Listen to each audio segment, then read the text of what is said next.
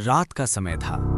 पुणे शहर शांत हो चुका था, लेकिन शहर के बीचों बीच खड़ा एक किला आज भी कई रहस्यों को अपने अंदर छुपाए बैठा है। शनिवार वाड़ा। लोग कहते हैं कि दिन में ये किला सिर्फ एक ऐतिहासिक जगह है, लेकिन रात होते ही यहाँ का माहौल बदल जाता है। इतिहास के अनुसार मराठा साम्राज्य के युवा पेशवा नारायण राव बहुत कम उम्र में ही सत्ता पर बैठे थे, लेकिन सत्ता के साथ आई साजिशें और विश्वासघात। कहानी के अनुसार एक रात महल के अंदर कुछ सैनिकों को भेजा गया। उनका उद्देश्य था नारायण राव को पकड़ना। जब युवा पेशवा को खतरे का एहसास हुआ तो वो महल के गलियारों में भागने लगे।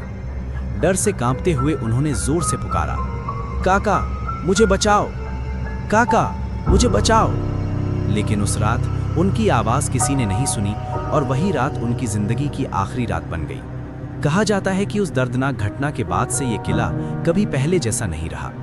कई लोगों का दावा है कि आज भी रात के समय शनिवार वाड़ा के अंदर अजीब आवाजें सुनाई देती हैं। कुछ लोगों ने कहा कि उन्होंने किसी बच्चे के रोने की आवाज सुनी, तो कुछ ने कहा कि उन्होंने काका मुझे बचाओ की गूंज सुनी। स्थानीय लोग बताते हैं कि अमावस्या की रात यहाँ का माहौल और भी डरावना हो जाता है। हवा अचानक ठंडी हो जाती है और किले के पुराने गलियारों में अजीब सी सन्नाटा छा जाता है।